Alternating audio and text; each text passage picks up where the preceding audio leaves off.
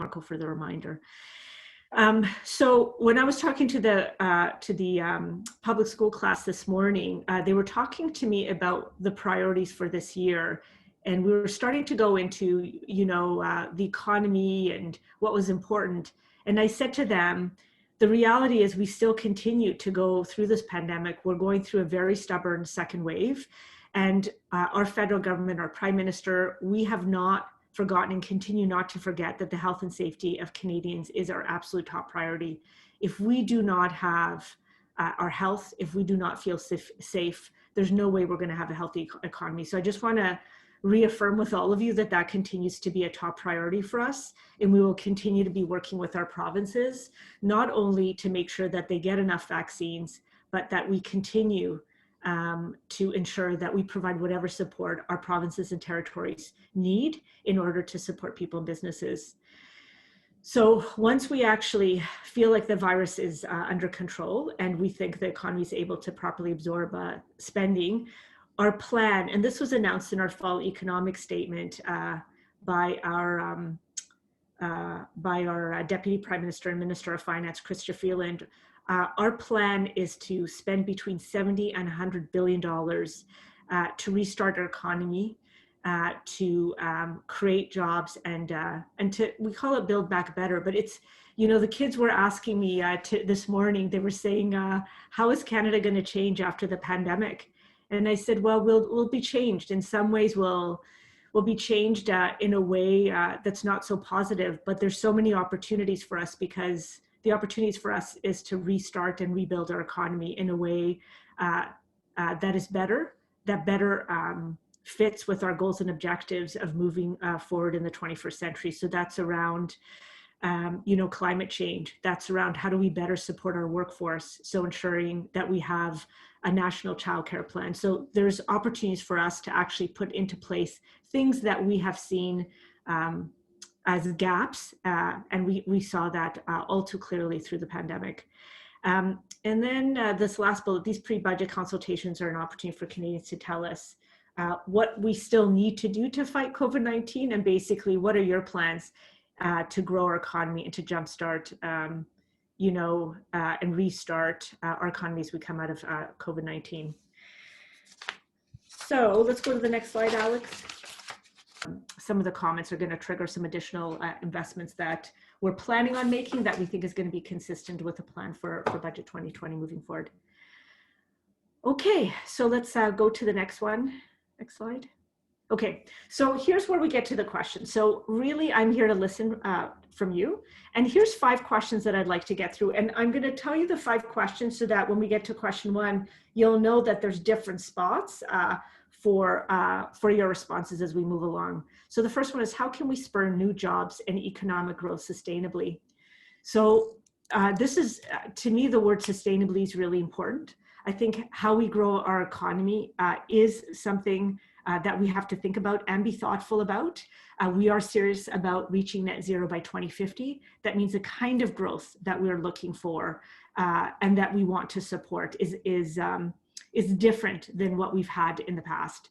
Question 2 is, what's the one idea for how you have for how the federal government can help the Davenport riding community?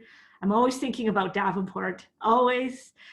Is there something specific that we can recommend that we think would be beneficial specifically for our residents and our city moving forward? The third question is, what are the most important ways that the Government of Canada can help ensure an inclusive recovery that leaves no one behind? So I think there was a comment about disability benefits as being one of the last things that we think about. And so I think that we recognize that, first of all, there was already an income equality gap before the pandemic. I think that the pandemic has probably exacerbated that income inequality in our country. And so we're very, very focused on how is it that as we're looking to restart the economy, as we're looking to put together an economic growth plan, how do we make sure it's as inclusive as possible? We've put a lot of special funds for women's entrepreneurship, for Black-owned businesses, for minority businesses. What more do we need to do? I know that we've put some additional thought into disability benefits and making it more inclusive. I know that we've put additional things in place for seniors, but what are some of the gaps or some of the things that we need to think about that we haven't been thinking about?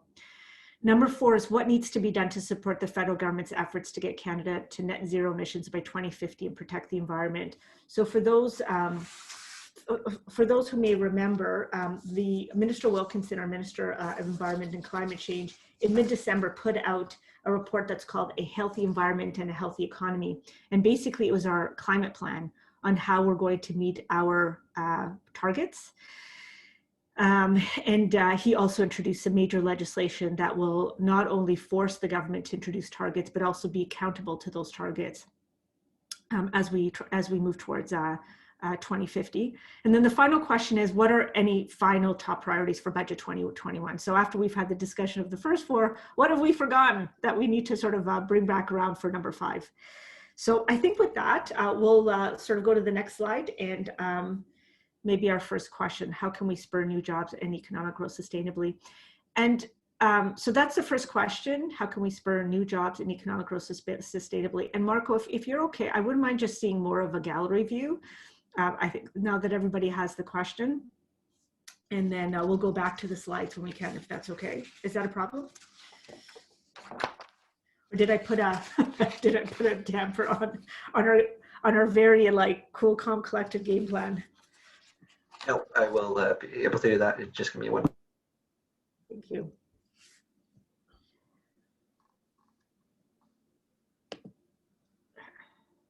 Okay. Okay, so who's our first person? Okay, so Craig Nutton put up his hand, but it seems to have gone down. So I'm going to allow him to contribute to see if he still wants to speak and share his thoughts. And then I have the next person. And who's the next one after that, so we can get them prepared? Monica, the next 2, please. Would be James Gennaro, followed by William Coey. Perfect. Okay, so Craig, you're up.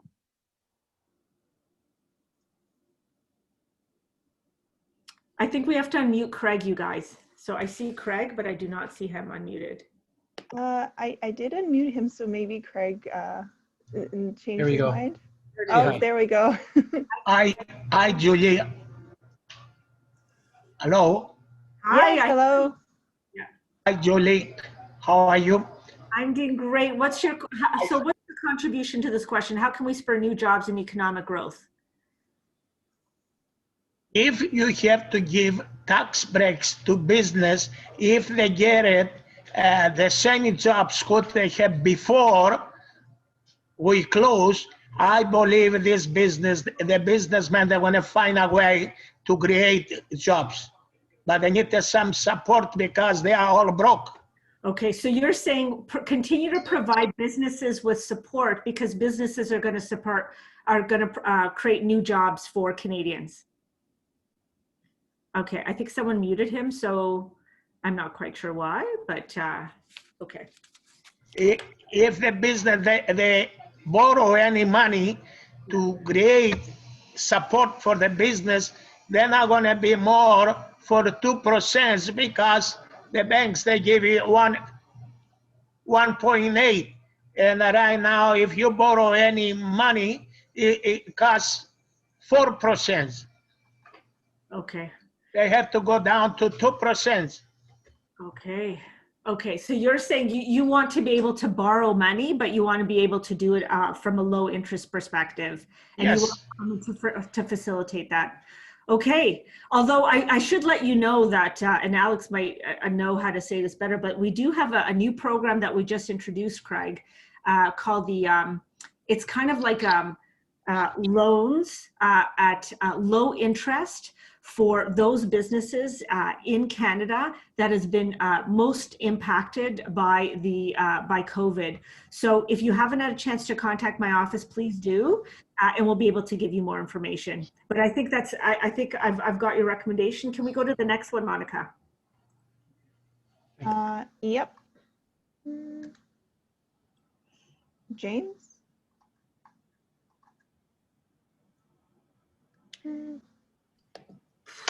Hi there. Hi, James. Hi, thank you very much for the opportunity tonight.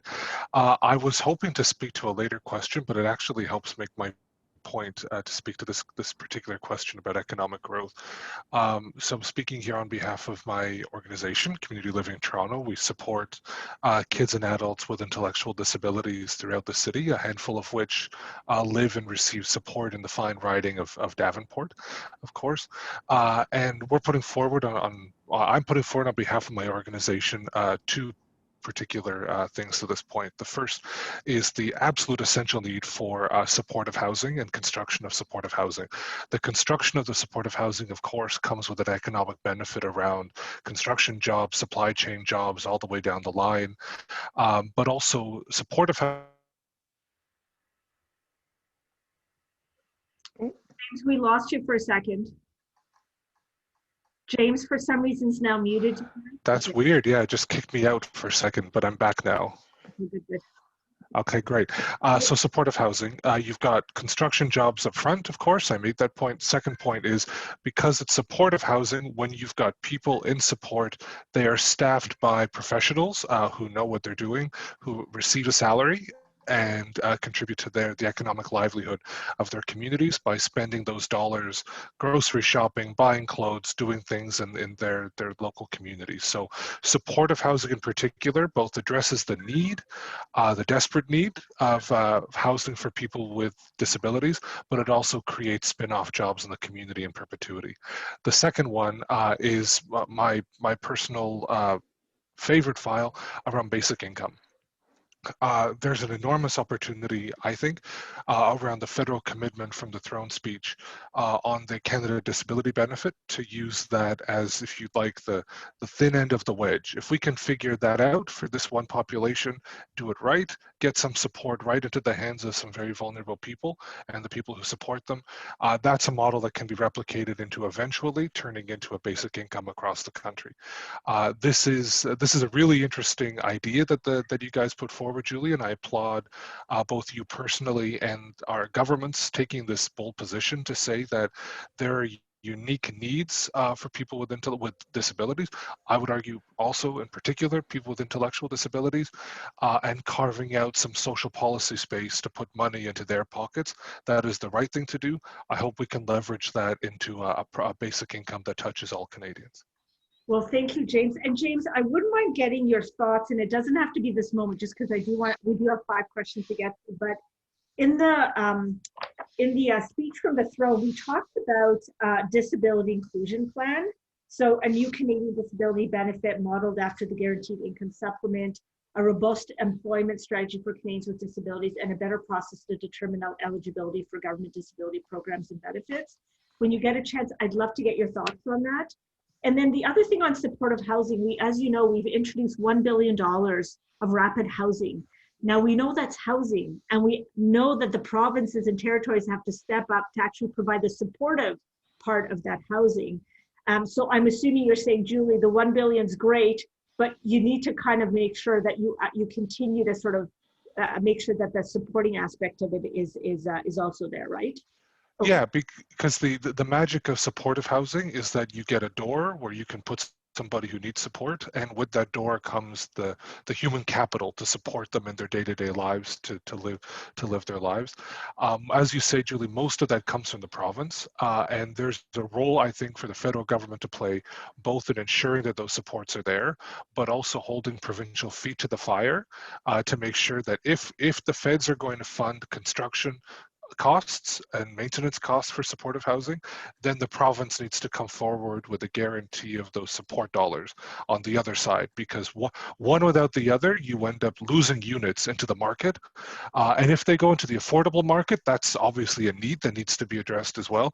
But the nightmare scenario is you plow federal money into supportive housing, but the supports aren't there, and a building or units that were meant to be supportive housing end up going into the general marketplace. And then you've got public investment that went into building an asset that's just being consumed in the general marketplace, not helping the particular population who's designed to help. Okay, perfect. Thank you. And thanks for your excellent suggestions. Very helpful. Please get back to me on the disability. Will do. I do think that I do think that there's things we need to do to get that right. Okay, next one on the list, Monica. Okay, so next will be William Coey, and then next after that will be Lee Adamson, who also has some very interesting points in the chat that she can bring up. Perfect. Okay, can we unmute William, please? I am asking him Oh, there we to go. unmute. Got it. There we go. Hi, thanks very much. Well, yes, thank you. I mean, that was a nice segue into actually what I want to address, and that in terms of the themes of building back better, the whole employment issue, and about services for persons with disabilities. As I mentioned in my note, Bob Ray said that the persons with disabilities are the last item on the inclusion agenda. And we saw that early on in the COVID response, but Carla Qualtrough, to her credit, picked up on that, and with her pushing on the inclusion agenda, has offered the income supplement program as sort of an initial step. But I'd like to take this a little bit farther. The Australians recently, a few years ago, introduced something called the National Disability Insurance Scheme, which is an entitlement-based comprehensive disability support program for persons with chronic disabilities. And in 2018, 2019, it was the biggest new single employer in Australia when the economy was doing well. 20% of the jobs came from the creation of this disability insurance program. It was widely supported by the Australian public, and there are initiatives ongoing right now that with a number of Liberal MPs and across party, actually, across parties, Green Party, NDP, Conservatives, to look into the research to create such a disability insurance program for Canada. And I would say that this is an initiative. When you look at its breadth and comprehensiveness in the Australian situation, it's actually breathtaking, and represents a transformational shift for persons with disabilities in that society. As the heads of the Easter Seals Australia said, it was the best thing that ever happened. And I think if we are really going to build back an inclusive and build back society and build back better, this is something we should seriously look at. Okay, well, I really appreciate that. And if you could do me a huge favor, William, if you could, just to my general email, the Julie just go to my website, and it's just email there. Just send me a link to the actual program, because what I'd like to do is make that very easy for our minister and ministers who might be looking at the recommendations that I forward to them. Make it very easy for them and their team to look at the program. But that sounds amazing, and it's always helpful when already another country has implemented something, and it's been very beneficial. Okay. And just to supplement what was said earlier, there were housing components to the program. Yes, no, that is great. The number one thing, and I think most of you would agree, when I was a kid growing up in downtown Toronto, I had access to excellent public education and excellent healthcare, but my parents could actually afford on their low income wages to actually live in downtown Toronto. That's not the same now. And so I do think that that's something that, like, housing for everyone, and really looking at that, not just for a disability community, but for all Canadians, I think is important. Okay, next week we've got, thank you, William. Next week we have Lee. Monday, how lucky am I? Yes, she should be free to talk. And then after that will be Deanne Grotzinger. I'm very sorry if I didn't say that right. Okay, great, thank you. Okay. All right, thank you very much for the opportunity. I think the topic was jobs right now, so I wanted to say that I'm really grateful for the Canada Summer Jobs program that's on right now, and it's been expanded, and I really like the fact that it's kind of been opened up so that it runs actually from April all the way to February, so most of the year. That's been a real boon, and it'd be nice to see that continue post-COVID. That would help nonprofits like mine employ young people, talented young people who are really at need for jobs right now. But in terms of the priorities, I really like that you said that keeping the climate change problem, front and center when building back is awesome. So I'd like to propose that real investment in trains, intercity rail, high-speed trains between Toronto and Montreal, and then even past Montreal onto the Maritimes. If anybody's ever taken the train from Montreal to Halifax, it's a very relaxing experience. a bit bumpy, but it's not fast. But, you know, I can't, right now it's impossible really to hop on a train and go to Sudbury or Parry Sound or Sault Ste. Marie. And so people have to drive, which is obviously bad for the climate, and we have to build so many roads, traffic, pollution. So getting trains going would be kind of an infrastructure thing, involve lots of jobs, and would be something that would be serving Canadians long into the future. And I guess retraining. So we have a lot of people in the fossil fuel sector who will need to move out of that sector in the next 10 or 20 years as fossil fuel ramp down. So we need to make sure that they're not left behind and that they get good jobs in renewable energy and retrofits and new careers. So I think making sure that those people are well taken care of is a really high priority. Okay, well, Lee, first, thank you for that. So for Canada Summer Jobs, I know that's very popular in Davenport. When I was first elected, we received in Davenport about $285,000 for Canada Summer Job. And as of last year, we received just under $1 million. So that shows you a couple of things. One is that the federal government's put a lot more money into Canada Summer Jobs, so more students have a place to start their careers during the summers, to build out their skills. But I'd also say it's also a testament to everyone in Davenport as well for putting in their applications. And it's something that I was quite upset about how low we had it when I first was elected in 2015. I said that Davenport was disproportionately negatively impacted. And so with a little bit of data, we ended up sort of getting a bigger pot. So thanks for that. I agree with you on the trains. I think many people would agree with you. I think definitely we want to sort of reduce also airlines. So particularly those short, what they call those short haul flights, Toronto to Ottawa, Toronto to Montreal, so much better if we could do it by train, and I think more environmentally better. And then the retraining, I love that you mentioned the just transition. I might actually take you sort of saying what you said about making sure that we have a just transition plan for those in the oil sector. And maybe I'm going to go over to Alberta and show it to them and say people in Davenport care about people in Alberta because we do care about them. We know that we can't move forward on a climate change plan if we don't bring everybody along. And I think, in my opinion, I agree with you. We're missing a bit of an overall plan so that we could show everyone, like, we know we're going to have oil for X period of time, 10 years, 15 years, maybe slightly more. How do we actually start transitioning? What does that look like? How do we help retrain people in those sectors? And how do we give them some confidence that, there's other industries to invest in and that their future still is bright as they're transitioning out? So thanks for that. Okay, thanks, Lee. On to you, Deanna. I think you're being invited to unmute. Thank you. Hey, yeah, thanks very much. Well, I was delighted to hear both James and William on Hi Bill talk about disabilities and the need to really do some very serious thinking about supporting people with disabilities, but also helping people with disabilities who can work get back into the workforce, because they, it's really difficult to hold on to employment with a disability, and those supports are really needed.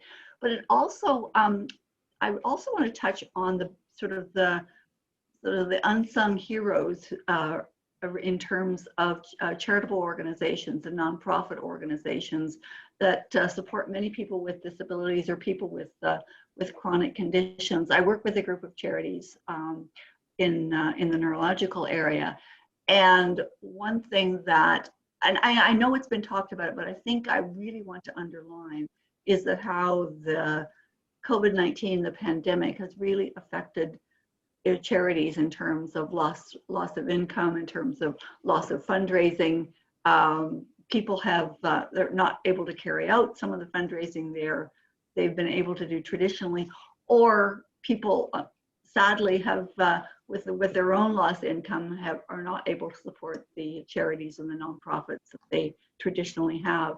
But ironically, the same time, people are turn to charities, especially in the first wave of COVID, for more supports because they were more isolated at home. They weren't able to get to medical appointments. They certainly weren't able to get to rehabilitation appointments.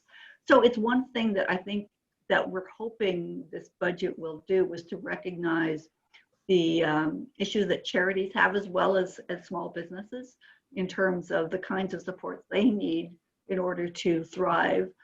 Because actually, again, I just underline this, that the charitable and nonprofit sector is huge in aggregate across the country. And so it's been hit hard. And I think there needs to be some creative thinking about ways to help it get back on its feet, to thrive, so that they can, those charities can keep supporting the people who are so vulnerable and who need our help right now. So we've got a little more, our group has put together some background material on this, which we'd really be happy to share as we move forward for the final budget document. Well, thanks for that, Deanna. So I will say to you, and I don't know how many know this, but I sit on our finance committee, Yes. and I will tell you that there were 792 submissions, many of them from nonprofits, who said our sector's been disproportionately impacted and we're needed more than ever. So I will tell you that they have made recommendations. We're about to finalize the pre-budget consultation report from Finance to our minister. I can't tell you what's in it yet because it's confidential, but I will tell you that there were many submissions from those in the charitable sector saying exactly what you've just said. I'll also say to you that there's a big group of my colleagues, Liberal colleagues, who've also been very big advocates for us to support the nonprofit sector and to help it almost sort of boost it as we sort of move out, hopefully move out sometime soon out of COVID, just because we know that they've been, haven't been able to function properly. And then finally, I know that, and I have just sent it to, and I know that throughout the pandemic, we did provide some emergency funding, so around $350 million to many of those in the charitable sector that were specifically providing supports around COVID, whether it's for seniors or for food or for shelters. So a number of immediate supports, mental health. And so we have provided some funding, and I think we sort of reintroduced it again. So know that it is top of mind for us, Deanna, and I appreciate the recommendation. Okay, who's next, Monica? Yes, so next up is Ali from Safe Haven, if she's ready. And then after her will be Colleen Wagner. Okay, and just make sure that both Grace, I think it's Grace. Yeah, I have them, yep.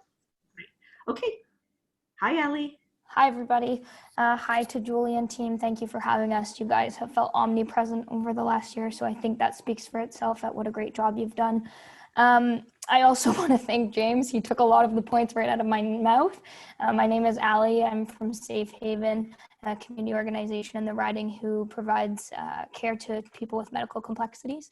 Beyond the Canada Summer Jobs and the housing issues, which I think are really a big piece in Davenport, the one thing I wanted to comment on was UBI. So I too agree, we've been doing a lot of research on how UBI can affect our clients.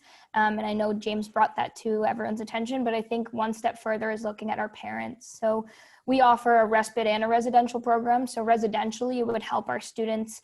We've got college students, we've got students who need Presto cards. We've brought it up with the provincial government to increase passport funding and ODSP.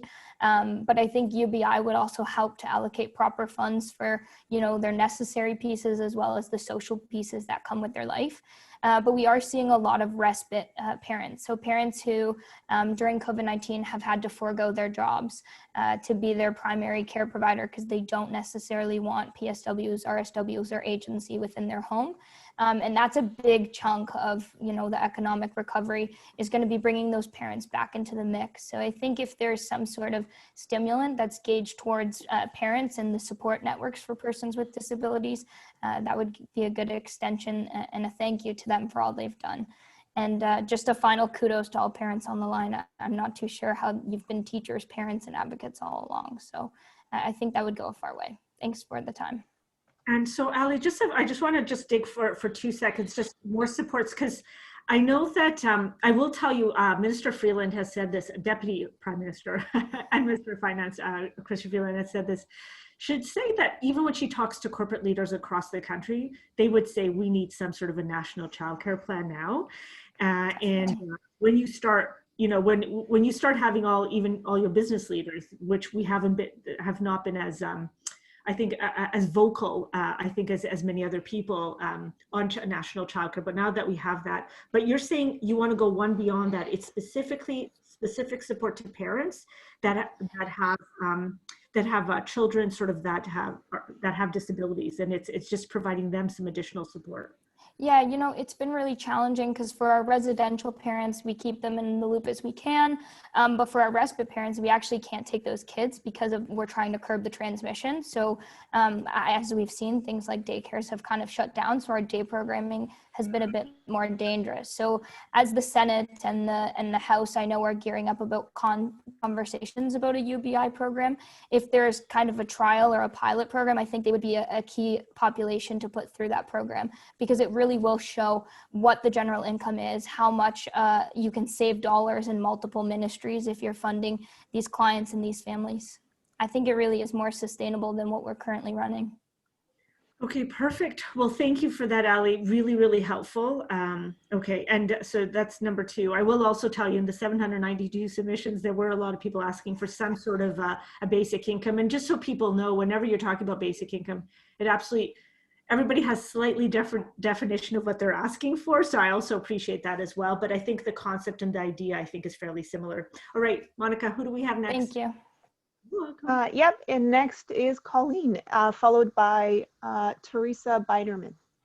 Okay. Hi, Colleen. Hi, thank you for this. Well, first off, I just want to say I've been listening to everyone's comments and feel very strongly for all of them so far, supporting, small independent businesses, particularly during this time where the large multinationals have benefited largely from shutdowns for a number of reasons, as well as supporting the traditionally marginalized. And I wanted to just speak to an area that I work in, and that is the arts, and in particular the theater, that has been hit particularly hard because theater by its very nature is live. There is no such thing as takeout or curbside pickup. And it's been a year. And so many theater companies, and I'm including all of the arts there. I'm speaking mostly about the theater because that's the one I know the most, but art galleries as well. How to revive this industry that has taken a huge hit to supporting the thousands of workers that are part of it. It's not just actors and writers and directors, it's the entire crew, it's the space that they're in. And, to put forward some proposal that the arts not be left behind in this, particularly the performing arts. When we will be able to get back to that, I don't know. But in the meantime, there are many artists who are muted completely because of the pandemic. So some kind of support where theaters, galleries, performance spaces and so on, performance artists can return to the work that we all enjoy when we go and we all love to do when we're working at it. Okay, thank you, Colleen. I really appreciate that. And, I'm going to be honest, one of the things that's the hardest, so first of all, I think everybody knows there's a lot of individual supports that are out there. And I know that a lot of our artists and creators are on the old CERB and the new CRB, which is the Canada Recovery Benefit. And so I know that many of them are there. I know that a lot of the theaters and the dance companies in the Davenport riding have been taking advantage of the wage subsidy, the rent subsidy, and CEBA, which is the Canada Business Account Loan. So where you get loans of up to 60,000, 20,000 is forgiven if you repay the rest of the 40,000 by a certain date, I think by the end of 2022.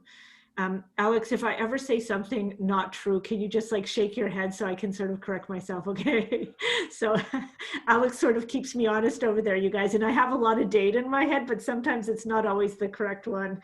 So anyway. So Julie, if I may just interrupt there, I was aware of all the supports for the individual artists. It's the organizations themselves. How will they survive? The theater companies themselves. Yes. How do, putting on a performance again is a much larger proposal than providing income for the individual artists who are waiting for that to begin again. No, yeah, no, of course. And Colleen, I'm sorry, we're slightly long-winded as politicians, so I'll get to the point I was getting to.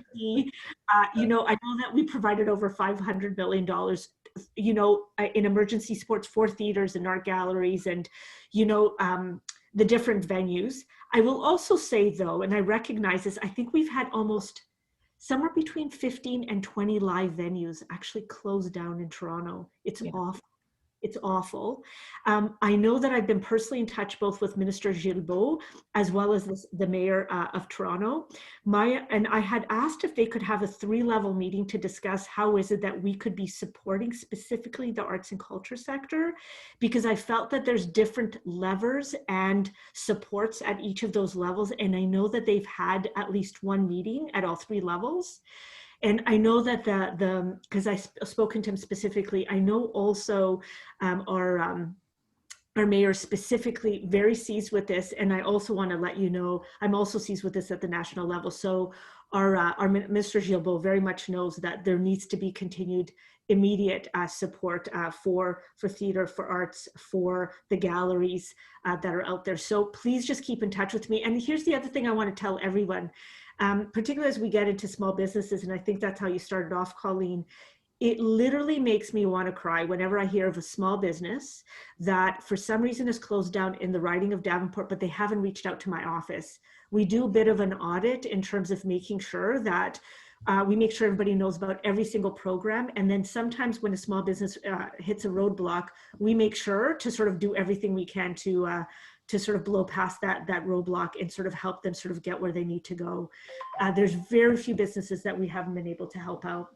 So anyways, with that, Colleen, I just want to say, I heart you. I thank you for bringing this up. I know you represent the voice of many, many people and many thoughts in our riding, because we're very blessed in our riding to have a lot of artists, creators, and people who work in the cultural sector. And so we care about them and we want them to continue to prosper in our city. Okay, who do we have next, Monica? Yep, next one we have Teresa Biderman, and then followed by Gary Rideout. I will also just remind everyone, if you would like to speak, please raise your hand so I can put you down on the list. If you have recently been kind of changed to a panelist so you can speak, just put up your hands so that I can see it again. I'm just trying not to miss anybody. Are you saying raise hand or put up hand? Well, raise your hand so I can get it. Okay, so raise hand. There's a raise hand button at the bottom. Can we go for 2 questions at a or 2 responses at a time, because I want to make sure I'm getting everyone. Okay, so who's the next one? Teresa Biderman, and then Gary Rideout. Okay, hello, Teresa. Hi, thank you so much for doing this, Julie. I work at the University of Toronto Health and Wellness Center, and I'm part of the riding. I'm on the west side of the riding, really, really close to the trains and the rubber factory, and it's we're really in need of some parks. And I have an 18-year-old son, and I see what COVID did to them, and I see what it's doing to the students. It's just a huge, huge impact on mental health. It's like they loved technology before, and now they are almost revolted by it. They want to go outside, but at the same time, I see the west part of the riding, and it really has a lot of that train traffic. It doesn't have a lot of parks. So your sustainable piece, I hope that you'll consider, even these patches of land here between the train tracks, there are a few diamonds where we can sort of work together as a community, build community, and plant some trees together, get these teenagers out there and plant things. Just even a more challenging park as well, that's not just for toddlers and for preschoolers, but something where what I've seen in Europe, where you do a simple zip line between two trees, or something that gets them out of the house, just not beyond the basketball court at a school. So I'm just hoping that we can do that. And then in terms of the train piece, I applaud Lee for bringing that up, but like, we live right by the trains. They're shaking our house. Like, if we can go electric, it's because it's polluting our country. And I think in a recession, in a time where the country needs to be boosted, we need to invest in these high speed but also electric trains, because this is the future. We can't do the same thing that we did with Metrolinx, which is diesel engines, because it's gonna make our kids ill. So please, if we can go into UBI parks and electric high-speed trains, we would connect our whole country together. We're big, you know, it's going to boost tourism, because we'll be able to get to Sudbury, we'll be able to get to Montreal in a fast pace, and to get there in 6 to 8 hours, it's really hard for people. But if we can, you know, do what we do from Brussels to Paris in an hour and a half, I mean, it would just be mind-blowing. If we could put the things that we put into the pipelines, if we can put that into electric high-speed trains, I mean, we have the money. If we could do that, but on a ground level, more parks, please. And I'm happy to take anything on to help build community, get more green space for these kids, because they really need it. They need to get off the screens. Yeah, so thank you so much. Thanks for that. And I'll go right Thank away. you. Is it Gary in a moment? Who's next? Because I want to respond to that in a second. Who's next? Yes, Gary is next. Okay, so just quickly to that, Teresa, we just introduced something called the Community Health Fund or Initiatives. Alex, I don't know what the correct name is, but it's Canada Healthy Communities, I think.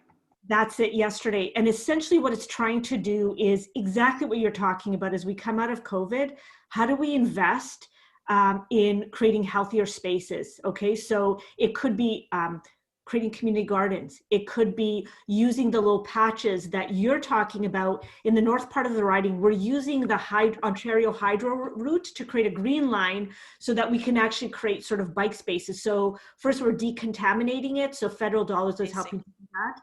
And then also to sort of create bike paths on that. So if you have suggestions, a fund was actually introduced yesterday. Sign up for my weekly email newsletters. So you can make sure not only you know about it, but you could send it to groups around who might want to put in applications, so that there's funding that's available exactly for this. And on trains, 100% agree with you. Okay, next. Thank you. Gary. Hey, my dog literally just came and started barking at me right as this. So I will try to keep him quiet here. Two things. One, you know, people were talking about accessibility earlier. It's I own Comedy Bar in the neighborhood, and we're in a basement, so we're not an accessible space. We would love to be. The fund that is set up to apply to for support in terms of the structural change that would be required for us is the website was not updated for 2 years. So there's been great programs in the past that someone's come and knocked on our door and been like, hey, do you want to switch to efficient lighting? And we've done it. Or the facade program is a great program that comes up, and it's you do the work and then you get kicked back some money. I think I did reach out to the people who run that fund while we're stuck being closed. It would be a great time to be able to put a lift in our space or change a washroom to make it an accessible washroom while we're closed and not doing anything in the space. And there's no one at those funds to respond to us even. So, it's an unfortunate missed opportunity if we can't, again, I'd be able to expand the pool of who I could employ. We'd have a better diverse range of talent that would be able to perform on our stages. It's a very expensive thing to do. I'm working on another venue now, and we're actually, because we're building it from scratch, we're able to put a lift in it, and a lift just for the lift not the installation cost or the build cost is $60,000. So, which is money we just don't have, like we're a small business. But I do think we need to plan to be accessible to everyone going forward with every new thing that we do. So that was just one thought based on what people were talking about earlier, is maybe a program, that incentivizes doing that work to retrofit older spaces, and that more people can access. And the other thing is that we have been able to use all of the supports that are out there for small businesses, and it's been great. But one of my fears is that as things start to open up, we're the type of business that would open with some kind of restriction, a limited capacity of some type. And depending on what that number is, we're actually better off staying closed. While we're forced to be closed right now, the rent subsidy for us is 90%. If we move into whatever the color zone or whatever, the Tim Hortons breakfast sandwich zone, whatever Doug Ford comes up with, that drops to 65%. Meanwhile, we can maybe only have a capacity of 20 or 30 people in our space, and it takes 100 people. We're a low margin, high volume business that requires an audience to come in and watch those performers.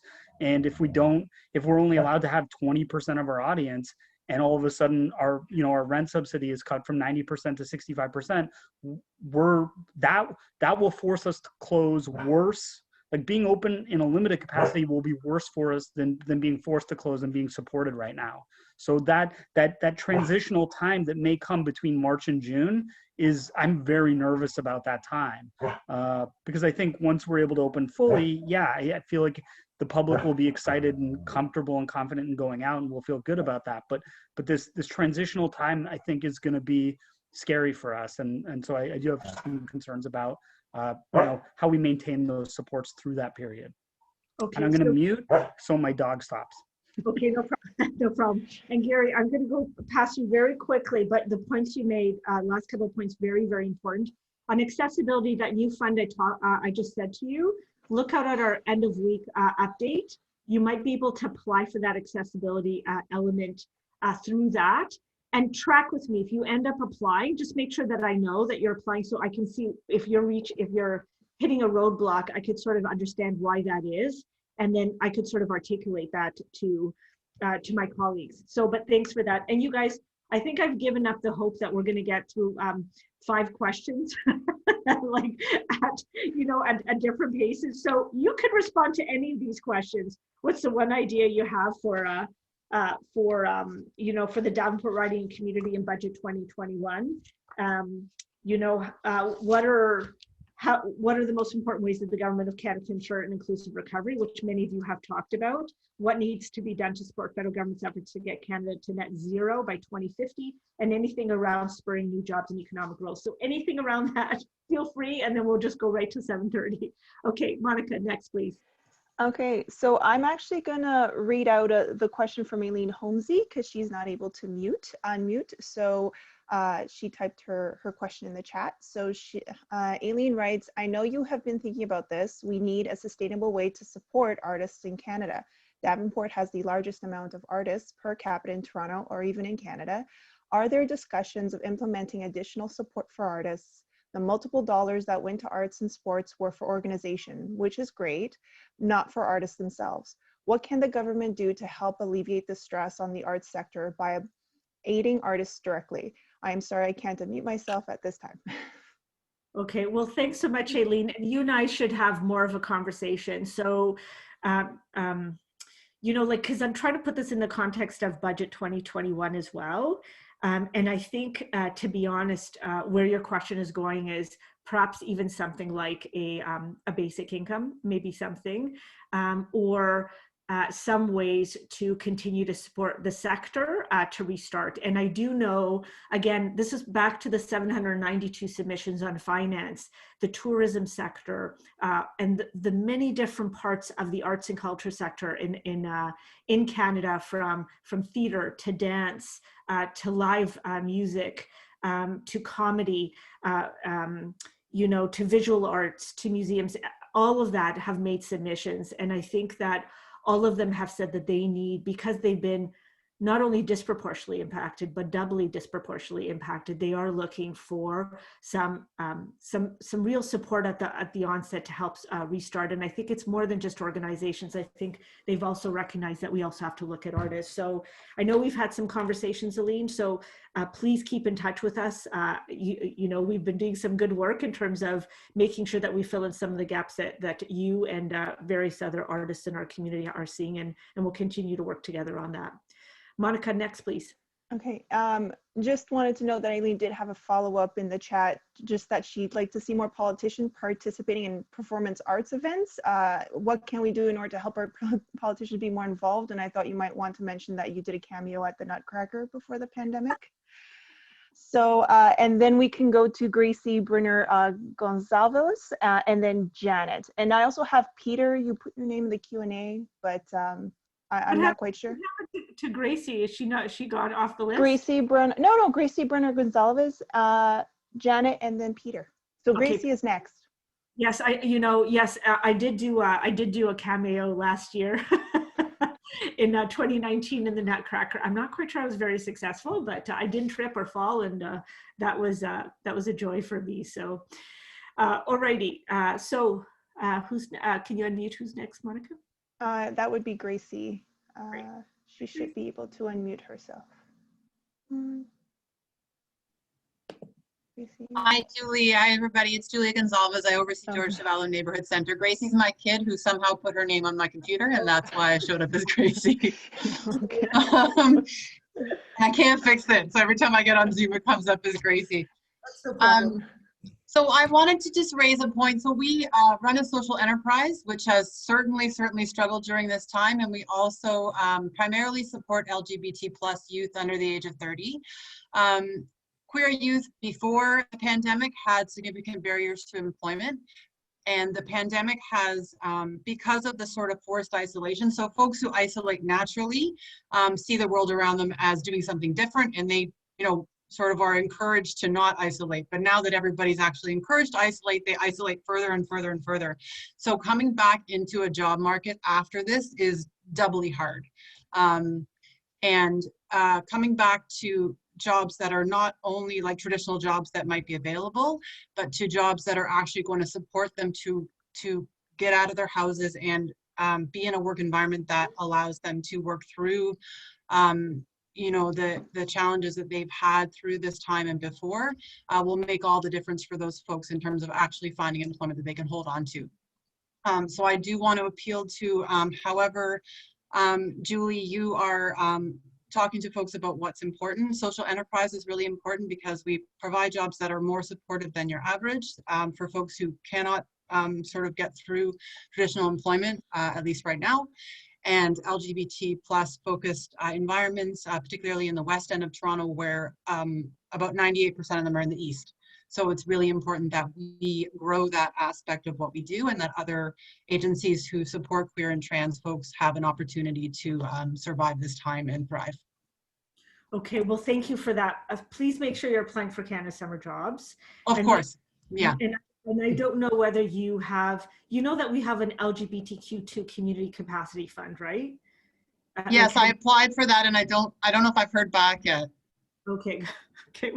Well, if like one of the things I've learned in government is, there's one round of the fund, and then, you might not get it the first round, but what I keep on saying is keep on applying. But I know that, anyways, I know that fund is there, and I really appreciate your comments. I will tell you that we have talked about social enterprise. My colleague, Ryan Turnbull, huge advocate around social enterprise, and really advocating behind the scenes for us to sort of really invest in this. So thanks, Julia, and thanks for all the great work you're doing at George Chavallo. I went to go visit the kitchen before the lockdown, and, ate too many cookies. That's all I can say. Come back anytime.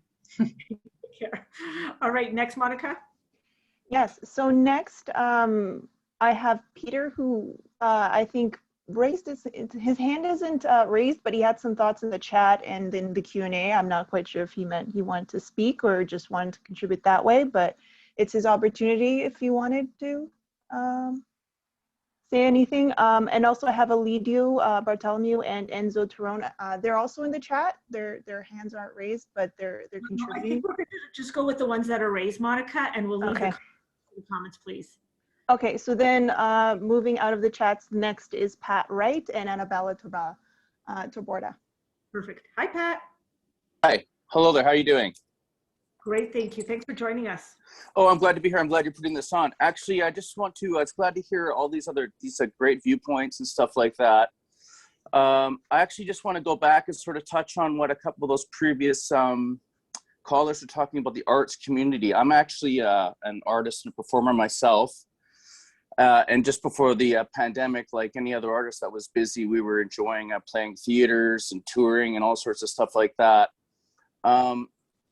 And of course, now that the pandemic has sort of shut our industry down, it's been really difficult sort of trying to struggle with planning on how we're going to come out of this. But just a couple things about the nature of being an artist and opportunities. I was trying to apply for some Ontario and government subsidized retraining programs. And it turns out that some of these programs have certain criteria that limit self-employed, because if you're an artist and you're touring around, you're working for yourself, you're actually a self-employed person. So when the pandemic took hold, it basically put us out of work. So at least in my point of view, there's no real difference between being laid off by the pandemic or laid off when your whole industry shuts down. So what I would like to ask and plead for is either a new initiative for artists or self-employed individuals who are looking to use this time to retrain. Just because we're an artist and still plan on being artists into the future at some point, doesn't mean we wouldn't like to work up some new skills, and it would be very wise. I know a lot of artists that are lawyers or barristers or teachers.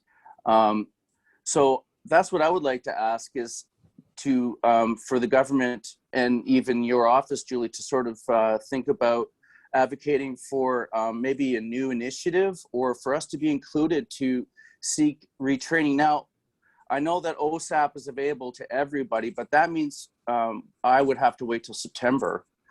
And I know there's other training programs that are are accredited and are accepted by Second Careers Ontario. So what do you think about that? Okay, so Pat, you and I are going to track together, okay? Like the federal government, and I, just so you know, the week that this was announced, it would have been, I was only in Ottawa twice at the end of last year, so it would have been the last 2 weeks of September or the last 2 weeks of November. But I immediately went to Minister Qualtrough the week that we had announced hundreds of millions of additional dollars that the federal government sent down to Ontario for training and retraining, exactly what you're talking about. And it's way beyond the programs that you've mentioned. It's supposed to be quite expansive. And I said to her, if a Davenport resident asks me, hey, I want to do some retraining, where do I go? I said, do I just direct them to Service Ontario or to the Ontario Employment Centre? She says that is where she would recommend. So why don't you track with us and you could be my case study, my personal case study. Yeah, I've done that. Sorry, I'll just interject. I've already contacted Service Ontario and contacted the ministries and spoke directly to some people. So is there another, because I'll write it down, is there another program I should contact other than that? So Pat, if you could do me a favor, just write me at my julie.zerowitz@pearl.gc.ca. Okay.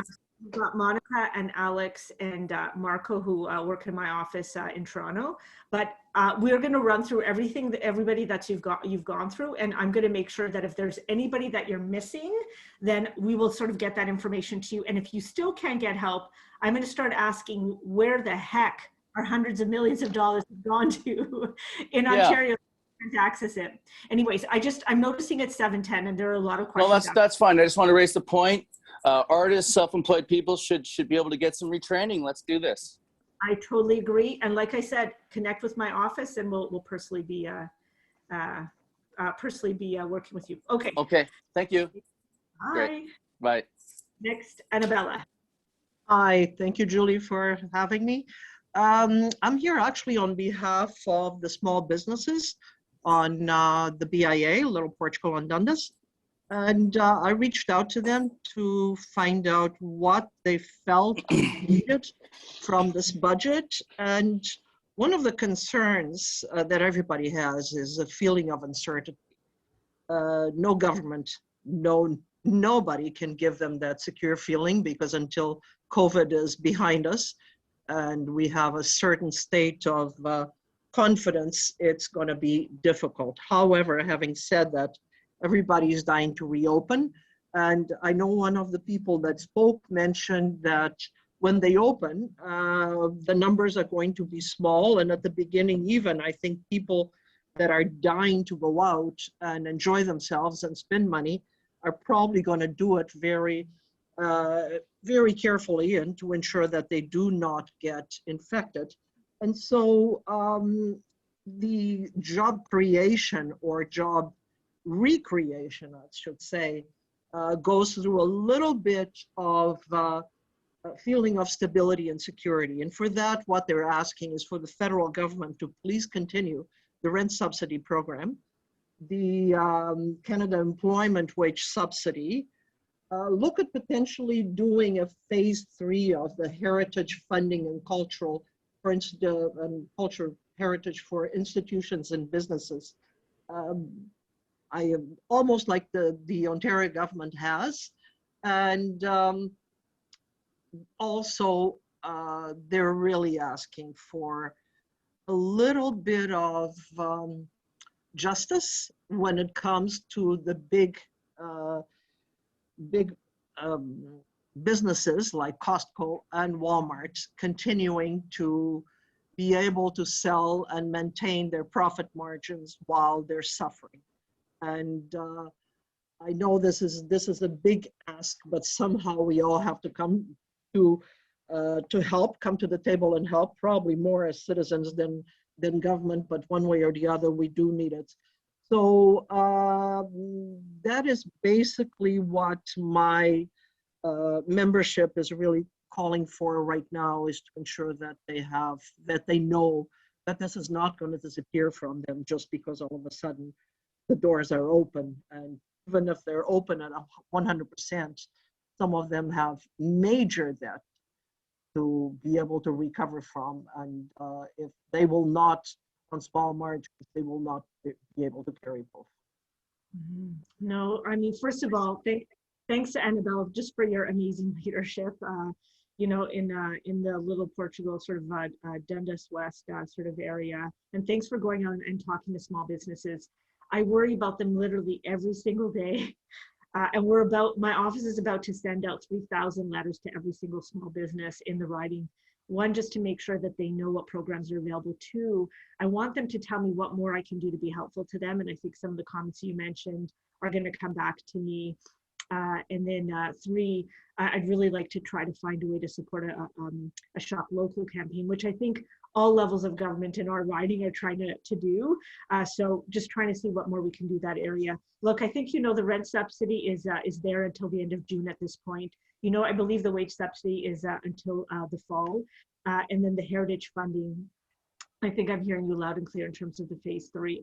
On the justice part about Walmart and Costco, that unfortunately squarely in the provincial sort of bailiwick there.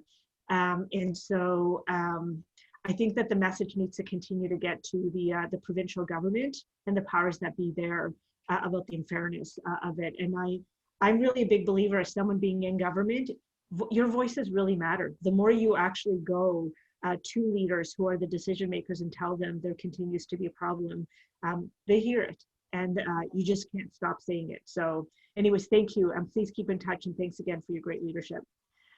And in terms of uncertainty, just so you know, Annabella, like, this is the hardest part for all of us. There's literally, like, if I'm really being honest, no one knows. No one knows. We're doing our very best right now to sort of say, you know, hopefully second wave goes, hopefully all the vaccines come in, 6 million by the end of March.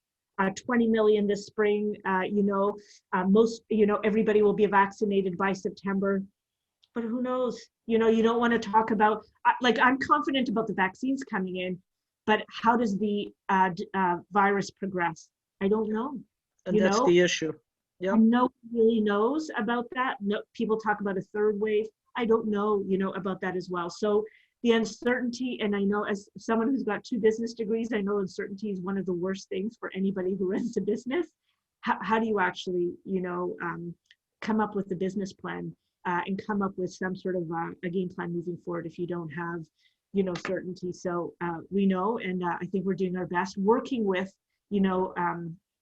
global financial institutions in other countries around the world to try to figure out what we can do in terms of our best, in terms of supports and how we can best support our businesses. So stay tuned, but believe me, that's top of mind. And please stay in touch, Annabella. And I hope you heard my message about any business who needs our support. Please make sure that they contact us.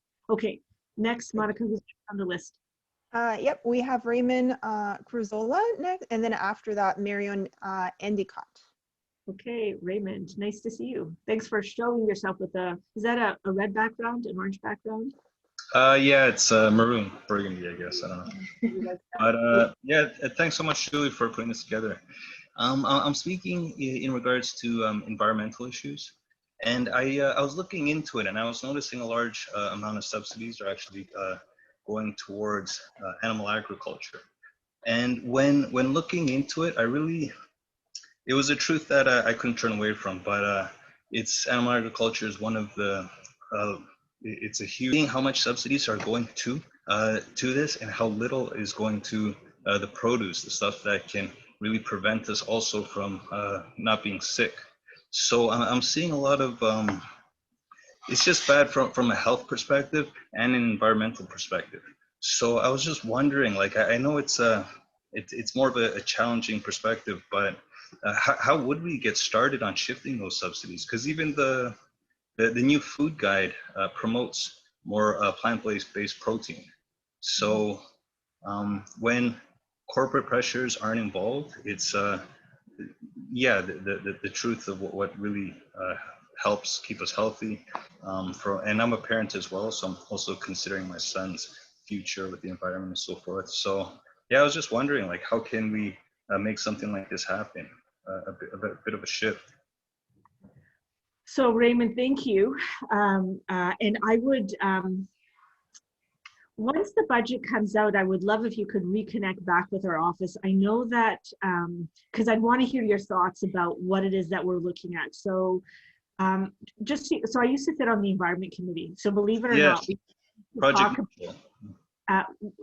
well, that was an organization I co-founded years ago, but yes.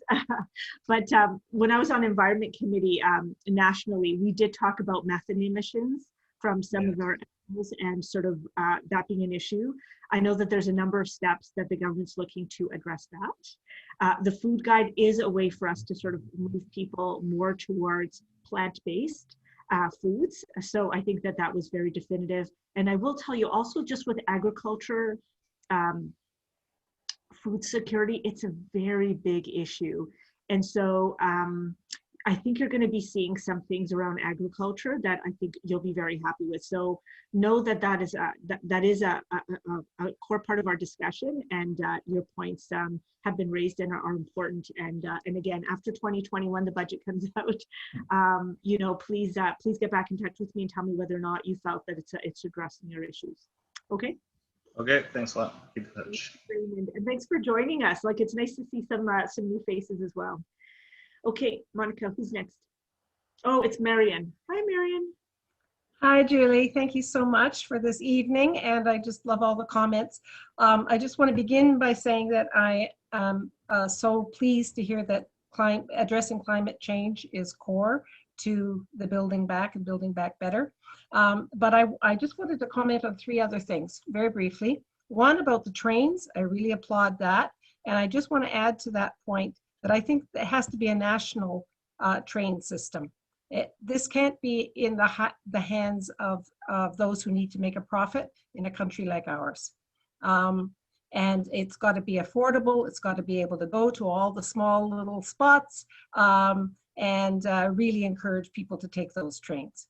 So it used to be a national system, and it got privatized, a long time ago now. But then I'm concerned about, in terms of building back better, precarious employment. So much of our economy has shifted to precarious jobs. And why is that, and what can be done about it? And I know a lot of that ends up falling into provincial area, but somehow Ottawa has got to be able to both lead and push the provinces to deal with it, and in its own areas deal with it. So part of the problem is a lot of, employers don't want to hire people full time because benefits kick in after a certain number. You don't have to pay benefits when they're part time, and so people are left in doing multiple part time jobs. So that's just one area that could be addressed somehow. And then paid sick days. How can we get paid sick days? That is so important for building back better. And one way could be to amend the EI system in some way to accommodate it, pending provincial legislation to ensure that there are paid sick days. So that's it for now. I know there's shortness of time. There'd be lots more said, but thank you. No, you're wonderful. I appreciate that, and I appreciate your comments about the trains. We're the second largest landmass in the entire world, and we also have a tiny population. And I think one of the struggles, like in the old days, in the 1867 days, like the country really was like this small sliver that crossed the country, but now we've moved north and all of our small places have multiplied. And I know from an infrastructure and capital perspective, that would be a huge undertaking. But believe me, I love trains, and I can hear that that's one of the common themes that we're hearing tonight. And I do think that is, something that should be front and center in terms of investment. Marion, if you could do me a favor, and not now, and this is not urgent, it could be any time over the next week, in the coming weeks. If you actually find any data that actually shows that precarious employment's growing, or gig economy, like gig workers are growing. Paul, if you want to wave, Paul's my managing director. We've actually been going across the country to talk to data experts around some of this data, just because I'm looking to introduce a private members bill around basic income. We're actually being told that for precarious work and for gig economy and temporary work, it's actually been quite stable. Okay, and they've actually showed us some data on this. Again, sometimes you only have a small picture because you're just given a few bits of information. So if you happen to find any, please let us know, because that would be helpful, because we've heard so much, exactly what you said, we've heard about this, we've heard about this for years, and we see it, we see the Uber Eats, we see sort of all these extra, what looks like sort of like temporary part-time gig economy workers. But what we're being told is the data is actually quite flat, more or less. Now, and it doesn't mean, by the way, that COVID won't change that data fundamentally. But I will say to you that I am looking to try to sort of like prove what it is that we've all heard and seen, over the last little while. Okay, so thanks for that. Monica, who do we have next? We have two last raised hands just in time. So we have Lena Agrameri and John Bailey. Oh, Lena, I love Snap. Can I just, next time I do an event, I'm just going to wear a hat that says, I love Snap. Thanks, Julie. And Julie, thank you for hosting this. You're doing such a fantastic job in Davenport. And what I really enjoyed hearing is everybody's comments tonight, because it really does take this village. But my question is, what I didn't hear tonight is about our kids. And if it is about building back better, if I can get that straight. You can't do that unless you have healthy kids, healthy families, healthy communities. And so that's my spiel. That it's about, we have a program we established right here in Davenport 35 years ago that's being scaled across the country, but unfortunately in our own community, kids are waiting over 2.5 years for it. So we need to have good mental health. I worry what the impact on the pandemic has had on these kids, because just wait till you try to get them back into schools. Just wait till you try to get parents back to work, and then having to deal with kids who now don't want to go to school. It goes on and on and on. And what we have found, interesting enough, that I'm not seeing our boys coming to the referral piece anymore. I'm seeing our girls' behavior extremely highly anxiety-wise, and I don't know where our boys are, because I know our boys are there, and I worry what's going on with them. So it spills not only to mental health, it spills over crime prevention and early intervention and crime prevention. So just to plug, please, let's not forget about our kids. So thank you. Thank you. I know we're tight for time, so I'm going to end it there. Thank you. So Lena, well, thank you for that. I know you and I are the same where, you know, we're very thorough in terms of when we speak. So believe me, I know about the SNAP program. And look, just to honor Teresa Itterman, who actually earlier did talk about kids, and she was very worried about her son who was no longer wanting to be on the computer. And that's right. That's right. So I totally appreciate that, and I think that lends to some of the comments you've made. Now, Lena, I have asked my staff. I was hoping that I think you were supposed to send me a letter and a bit of a present. Tomorrow, you're getting it tomorrow. You're getting the brief tomorrow. So, and then the other thing I want to let you know, and I think John Hudecki, who's on my team as well, we are going to actually do a roundtable on mental health in Davenport. I will tell you, in the 2019 election, one of the things that when I went to the doors that I had people literally cry at the doorstep is about their kids, their anxiety, and their mental health issues. And you know what? It's one of those things that if we didn't have COVID, I think we would probably be talking a lot more about or be addressing. Yeah. But I will tell you that is absolutely top of mind in Davenport. And so I'd like to do almost a roundtable. It'll be within the next month, Lena, and I do want you to be there. We have a number of amazing people too, but I'd love to be there because, you know, our slogan, our tagline is that right now there's no vaccine for mental health problems, and it's only, and I worry about that because it's about health in general, right? Okay, thank you. Thank you. Thank you. Okay, and then last but not least, John. John Bailey. Hello, John. No? Monica, you have to unmute him, I think, because I'm asking him to unmute. No, John, you have to unmute yourself. Okay. All righty. So, do we have anyone else while we're waiting for John to unmute? Okay. If not, well, then I'll unmute. I'm sorry. I said I'll unmute. I'm Peter, and I have a couple of things. I'll try to be real quick, and these are more on a higher level at the federal level. And one of the things is, for instance, rare earth minerals. And my concern is, how the heck are we going to pay for all this? And if you run a small business, if you're running the country, it's the same thing. And you got to generate cash somehow, in some way, shape, or form, that is going to allow to pay for all the things that we've been talking about.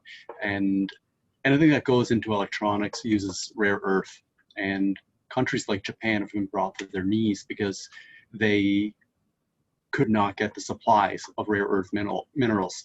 And when I was a kid growing up, we always said, buy land, you can't make more of it. Canada has land, lots of it. And we have to be very careful with those resources because they're worth everything. And those have to be, one, protected, and two, built out. And we need to create jobs in around that and not ship it off elsewhere. That has to be done here. And some of that could probably be done in the riding. You're not talking some massive mega things. Like there's, for instance, uranium enrichment, not that anybody wants uranium enrichment, but there's other things that could be done. Off of Kipling, they're doing, I think, for nuclear medicine, you know, things like this. That's one of the things. Quantum security, that's going to be a huge thing. That's something that could be done within the riding as well, very easily. Quantum is sort of the next computer phase. You said quantum computing, right? Quantum computer, quantum security in particular. The NRC is doing a bunch of things. I know through a family friend in San Francisco, he's also Canadian. This stuff is coming on quicker than anything else, and he's in that space. And anything that deals with security, that HTTPS, phone security, you name it, poof, gone. We rely on everything and anything electronic right now, and whoever holds the keys to that is going to be in good shape. So the NRC is doing a bunch of stuff. Keep a focus on that. Try to stay ahead. They've put some really Canada-only things in some of their RSPs. I've talked to some European companies that also said, yes, we could do this, but the local content rules did not allow that. So there's good technology that could come into Canada, but some of the things were specifically written in some way, shape, or form. So that was another thing. I do have more. I could share more, but I don't want to run over either. Okay, no, you're wonderful, Peter. Well, I appreciate it. And I will tell you that first, you should email my office if you have additional, because I'd like to include as part of the Davenport recommendations. But you also can submit online, Let's Talk Budget 2021.ca. So that's another way for you to actually submit. Monica, I saw all your messages. I know that John is ready, but I just want to respond for 2 seconds to Peter. So very few people actually know that we have rare earth minerals in Canada. You're absolutely right. We should be developing it. There's a number. I've actually, if you follow me on Finance Committee, I actually talked a little bit about this. So I agree. I will put that down as a recommendation. And I really appreciate your quantum security recommendation as well. I think you're bang on in terms of where that's one of the areas that we have to invest in and be aware of. So thanks for that. And please follow through in terms of some of the additional recommendations you're not able to share this evening.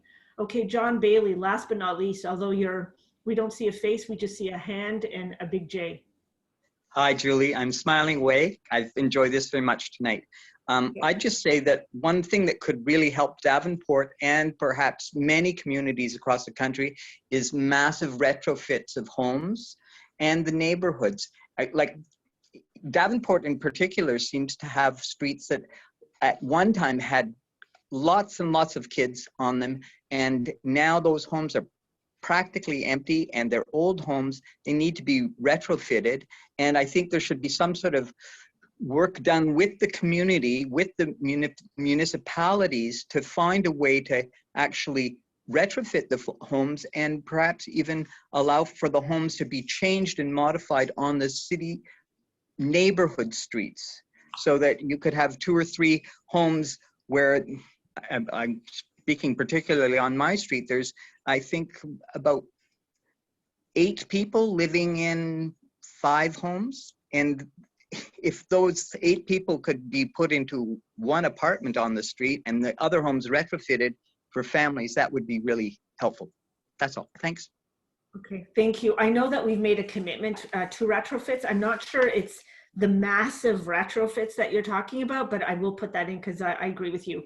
Most of the homes in our area are older and they do need significant retrofitting, and that would really help us to reduce our emissions footprint. Anyways, it's just past 7:30, and I know all of you guys have either hot dates or dinner or some other really important things to do. So I just want to say thanks to all of you for participating. It means a lot. It's nice to see some friends who've been around, and it's really great to see some new faces as well. Please, if you have some additional thoughts, feel free to email me at julie.zerowitz@pearl.gc.ca. And if you don't know how to spell my last name, just put Julie and Davenport and MP into any of your favorite search engines, and you will get me, and you'll get my email address. Anyways, it means a lot to hear from all of you. I'm really sorry that we couldn't do this in person. I'm really hoping that by the end of this year, we'll be able to more safely gather. But in the meantime, please keep safe. Please keep in touch with me. My office and my amazing team continues to be available to serve you. And maybe I'll end off just by thanking my team, thanking Marco and Monica and Alex and Paul and Jesse for helping out. There's no way I could do or serve Davenport the way the way I'm able to without my amazing team. So I just want to say huge thanks to all of you for your great suggestions. Please stay safe. Please keep in touch, and I'm sure we'll be in touch again soon. Take care. Bye.